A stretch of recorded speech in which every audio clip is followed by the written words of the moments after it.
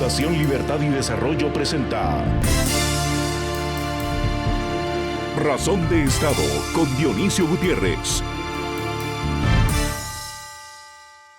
Hace casi un siglo, don José Ortega y Gasset nos alertó de que el hombre vulgar había resuelto gobernar el mundo, en medio de una época en la que sobresalía la aristocracia hereditaria, ese grupete de gente que vivía muy bien, pero que no tenía que ver nada con su bienestar. Lo heredaron, se lo creyeron y se extraviaron. No sé si esto nos debe aliviar o preocupar más, pues por un lado parece que las cosas no han cambiado mucho y por otro, estos datos nos dicen que la evolución del hombre va bastante más lenta de lo que pensamos.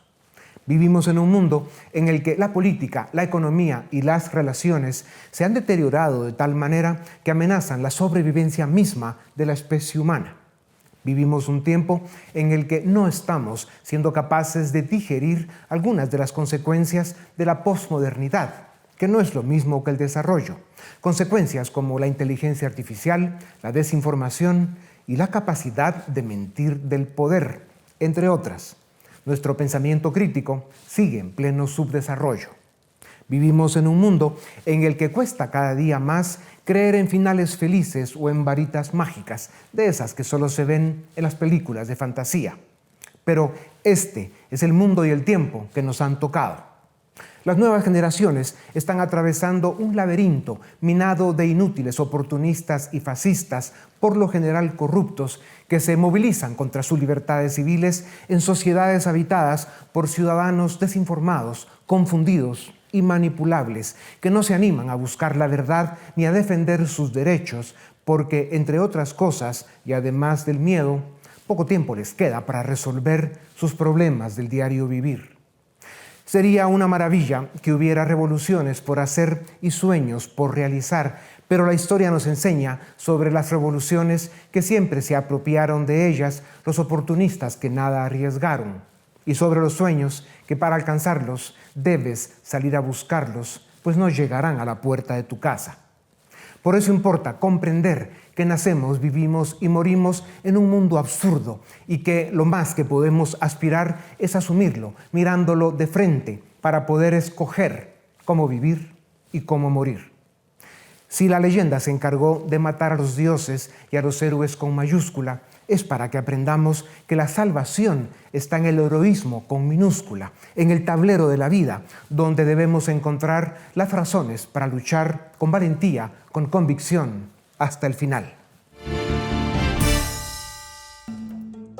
En la dimensión del género, el relato de la historia es innegable respecto a que venimos de un mundo machista, discriminatorio y aún más violento de lo que es hoy.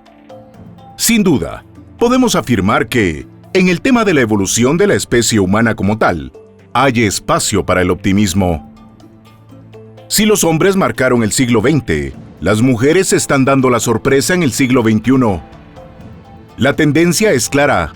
Ellas están dominando el ámbito académico y ganando terreno en posiciones de poder.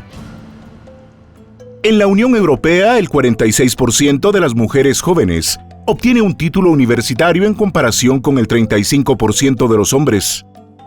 Una brecha que se ha duplicado desde 2002. Este avance no solo se refleja en la educación, sino también en la política y la economía. En Estados Unidos, la proporción de estudiantes universitarios que son mujeres se acerca al 60%. Las mujeres están llegando a los gobiernos y a posiciones de liderazgo con una frecuencia sin precedentes, marcando clara tendencia. Un ejemplo es el caso de México, uno de los países más machistas del mundo, que ha elegido a su primera presidente mujer.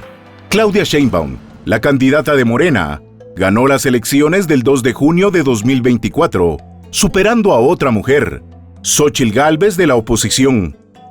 Sin embargo, el género no es garantía de honradez. En América Latina hay casos de corrupción entre mujeres con poder. Un ejemplo es Cristina Fernández de Kirchner en Argentina. Durante sus gobiernos, el nivel de corrupción alcanzó cifras récord. Su fortuna aumentó más de 1000% en 12 años. Y en 2015 ya estaban procesados casi 300 exfuncionarios y empresarios cómplices. Por otro lado, los hombres jóvenes están enfrentando desafíos significativos. Mientras que las mujeres prosperan académicamente, los muchachos se están quedando atrás. En los países ricos, el 28% de los niños no logra aprender a leer a un nivel básico en comparación con el 18% de las niñas. Para los varones, esta brecha educativa afectará oportunidades laborales y bienestar general. En Europa, 3 mujeres están emergiendo como figuras clave. Ursula von der Leyen, presidenta de la Comisión Europea; Giorgia Meloni, primera ministra de Italia; y Marine Le Pen, líder populista en Francia. Estas líderes están moldeando el futuro del continente en el marco de la cobarde agresión rusa en Ucrania, una delicada situación fiscal y el ascenso del populismo euroescéptico. En el ámbito empresarial, la representación femenina también está en aumento. En Estados Unidos, el porcentaje de mujeres en los consejos de administración de las empresas del índice Russell 3000 ha subido al 30% en 2024, comparado con el 28.5% en 2022. Sin embargo, el número de mujeres en posiciones ejecutivas ha disminuido por primera vez en décadas. Actualmente, no hay mujeres CEO en el índice Dow Jones Industrial. Pero ahí vienen. El futuro del mundo depende de que ambos géneros tengan éxito y contribuyan positivamente al desarrollo global. El principio rector debe ser la igualdad de oportunidades, la competencia y el mérito, siempre en libertad. Conforme avanza el siglo XXI, especialmente este 2024 que va a una velocidad de escalofríos, es más claro que la juventud, las nuevas generaciones que están viendo cómo evoluciona este siglo lleno de conflictos, de contradicciones, de desinformación, de tecnología exponencial que a veces nos confunde. Ya estamos en la era de la inteligencia artificial, donde aparentemente vienen sorpresas extraordinarias, probablemente algunas no tan buenas o que habrá que aprender a digerirlas. Pues nada, las nuevas generaciones tienen desafíos extraordinarios, distintos a los que tuvieron las generaciones pasadas en siglos anteriores, y tendrán que enfrentar su propio presente. Para hablar sobre estos temas tengo el gusto de presentarles a Andrés Helpi. Él es politólogo, asesor del Parlamento asturiano en el norte de España. Es licenciado en Ciencias Políticas y Administración Pública y tiene una maestría en Comunicación Corporativa en universidades de gran prestigio en España. Andrés, bienvenido a Razón de Estado. Eso de asesorar diputados al Congreso debe ser algo muy difícil. Si te tocara hacerlo en América Latina, una de dos: terminas en la cárcel, muerto, o en el exilio, porque en general tenemos demasiados congresos controlados por el narcotráfico y la corrupción. Sé que has estado en América Latina, estuviste en Uruguay, que es un mundo distinto, se parece más a Europa que al resto de América Latina, pero ¿cómo comparas? ¿Cuál es tu análisis de esa realidad terrible, de su desarrollo político que vive América Latina, y comparada con la europea, especialmente la española? Pues yo creo que en los últimos años, aunque se han acometido avances importantes a nivel democrático en la mayoría de países latinoamericanos, sí que es verdad que hemos tenido una especie de ola de involución democrática. En muchos de ellos sí que tenemos a Uruguay, que está en el top 15 de democracias consolidadas del mundo, pero yo seguramente lo achaco a la falta de potencia institucional que tienen muchos de estos países. Seguramente la separación de poderes en muchos de ellos hace aguas. Después también el control interno y externo que sufren muchos de los partidos políticos latinoamericanos. Muchas veces tenemos una serie de élites políticas que controlan los aparatos de los partidos, que dificultan mucho, por un lado, el control de la actividad de estos partidos, y por otro lado que nuevas generaciones accedan a cargos de representación política. Y cuando hablas de nuevas generaciones, es evidente que tenemos un grave problema, gravísimo, de que las nuevas generaciones, los jóvenes, no quieren saber nada de la política. Y entonces los que se están acercando a la política son los viejos de siempre, que ya demostraron que en muchos casos no pueden y no quieren, o incluso gente más joven, pero que está comprometida con el crimen organizado, la corrupción y cualquier cosa menos estar en la cosa pública para el bienestar de la gente. ¿Cómo se resuelve este conflicto? Es complicado muchas veces vincular a la gente, sobre todo a las nuevas generaciones, con la política, con las instituciones, cuando en el día a día a veces no se llega a final de mes, no se pueden pagar los estudios, no se puede pagar el alquiler, no se pueden cubrir las necesidades básicas. Y la política no funciona. Y la política no funciona. Claro. Entonces al final entramos en un bucle o en una dinámica un poco perversa, porque la política está en el día a día de todos, tiene que ser la solución de nuestros problemas, pero sin embargo muchos jóvenes iberoamericanos y también europeos la vemos como un problema más. Entonces es muy difícil atraer a las nuevas generaciones cuando ven que los políticos no están dando solución a sus problemas vitales. Claro, y las nuevas generaciones que están muy ocupadas luchando por el diario vivir e intentando llegar, a veces no a fin de mes, sino al final del día, pues claro, no se meten en política, la política no funciona, pero si la política no funciona tampoco vamos a resolver el problema de la economía y darle las condiciones para que crezca y genere las oportunidades que hacen falta, ¿no? Con los ingresos a los que la gente aspira. O sea, sí estamos en un cuello de botella. ¿Y entonces qué hacemos? Pues es la gran pregunta que seguramente muchos sociólogos, politólogos y diferentes especialistas se están haciendo en estos momentos. Seguramente creo que lo principal es democratizar las estructuras de los partidos políticos. En el momento que se democraticen las estructuras de los partidos políticos y se dé acceso realmente a los jóvenes, seguramente podremos empezar a canalizarlos nuevamente hacia la institucionalidad y hacia... Tú cuando te comparas con los de tu generación, no solo acá en España, sino en América Latina, ¿cómo califica su grado de compromiso con el tema político, con el activismo cívico, con la preocupación por los temas de política pública? Es difícil ser portavoz de una generación tan amplia, tan diversa, con diferentes orígenes sociales, incluso nacionales. Mismamente aquí en España, hasta hace unos años, seguramente hasta hace 10, 15 años, la juventud estaba totalmente desconectada de la política. Hace aproximadamente unos 10 años, con el boom de la nueva política, nuevas formaciones políticas, esa juventud se implicó más, mucha ilusión, mucho querer participar de lo que habían estado marginados o aislados durante años. Y creo que, bueno, que la nueva política ha logrado atraer a los jóvenes a que participen más, pero en los últimos años se está viendo que esta nueva política tampoco está dando respuesta. Tú ya estás en el circuito político, eres asesor de un parlamento. ¿Tienes aspiraciones políticas? ¿Vas a buscar un cargo público? En estos momentos no, porque yo como politólogo estoy muy cómodo a nivel de asesoría política, consultoría política. En estos momentos quiere decir sí. En estos momentos no quiere decir que en un futuro sí. Hombre, no me gusta ser categórico, dando una contestación si sí o si no, pero en estos momentos estoy en lo que estoy, que es en la asesoría y la consultoría política. Obviamente, estando en política es más fácil poder dar el salto luego a cargos de responsabilidad. Y además es una buena plataforma de aprendizaje porque donde estás hoy, estás asesorando. Y claro, cuando no siguen tus consejos, los que cometen los errores son ellos. Y si los siguen y se equivocan, la culpa se las echan a ellos, lo cual es una posición de ventaja, ¿no? Bueno, entre comillas es una posición de ventaja. No estamos expuestos mediáticamente a los ataques de la oposición y al control ciudadano, pero tenemos una tensión tremenda porque date cuenta que todo lo que dicen los políticos, o una parte importante de los discursos y propuestas de los políticos, pasan por sus equipos. Pero el aprendizaje es grande. El aprendizaje es enorme. Y eso enorme. No te da una clara señal de la responsabilidad que estás adquiriendo, porque precisamente para llegar a ser un buen dirigente, un buen político, tienes que pasar por el tipo de experiencias en el que estás ahora. Sí, por supuesto. Yo creo que muchos políticos tenían que haber pasado previamente por la asesoría política. O sea, que estás en el camino correcto. Seguramente sí, seguramente y claro, sí. Además tiene que ver también con que el hecho de que tú estás viviendo, de alguna forma, sufriendo las dinámicas de este presente complejo, al llegar a posiciones de poder, lo vas a tener claro, vas a tener la experiencia, tienes los valores y la formación correcta, y vas a poder ejercer ese liderazgo tan importante que hace falta para volver a integrar a las nuevas generaciones a que se preocupen y participen activamente en la construcción de su futuro. Y por eso tiene que empezar salvando su presente. Sí, por supuesto.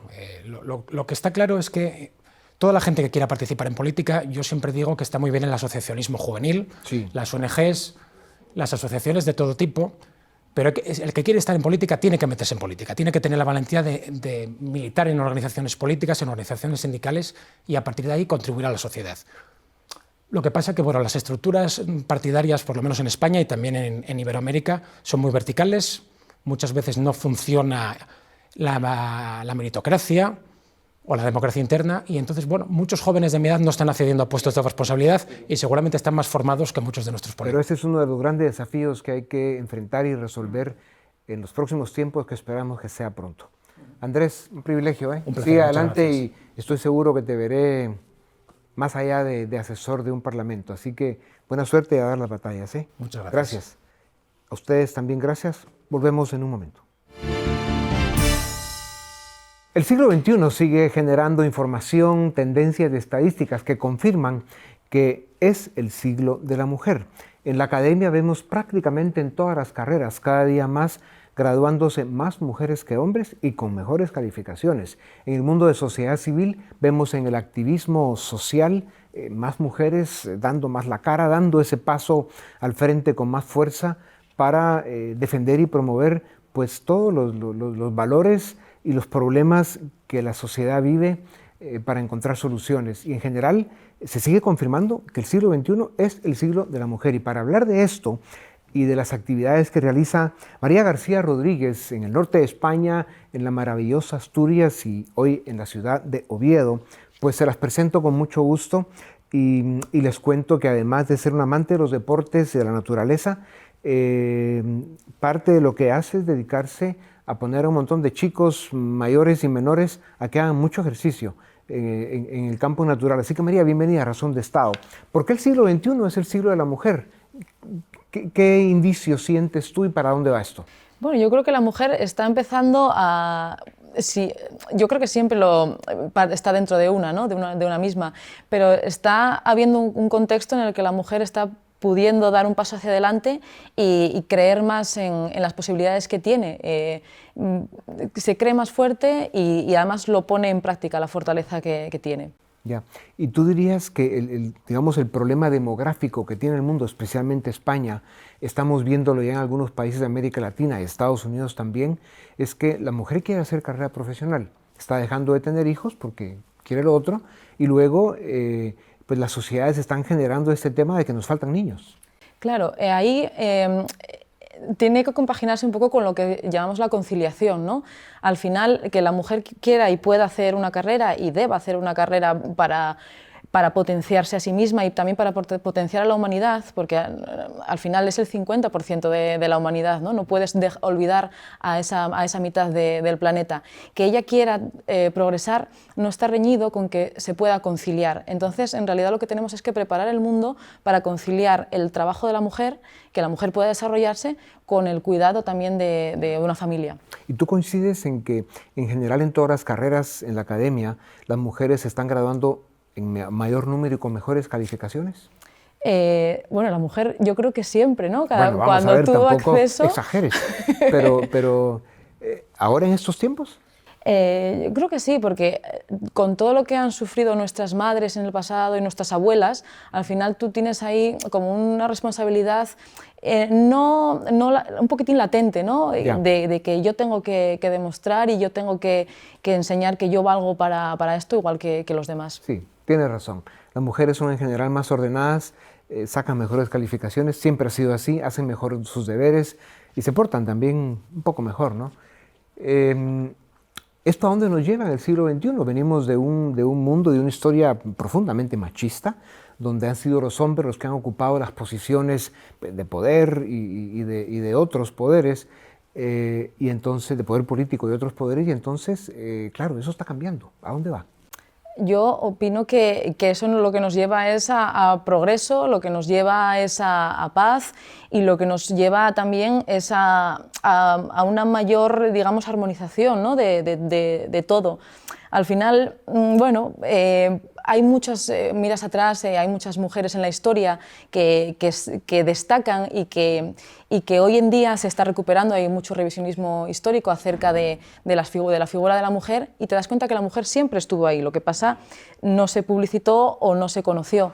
Entonces, bueno, yo creo que gracias, digamos, a esa revisión un poquitín de la historia, está también dando, digamos, poder a la mujer de enseñar y demostrar que podemos ir todos hacia adelante. O sea, claro, el progreso no solamente fue del hombre, sino... La gente que te conoce dice que tú afirmas que te gusta la independencia, te gusta ser independiente. ¿Qué quiere decir eso? Independiente es no depender de nadie, depender únicamente de ti mismo.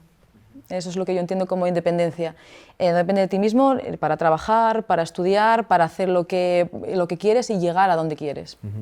Tú eres licenciada en Historia y ciencias de la música.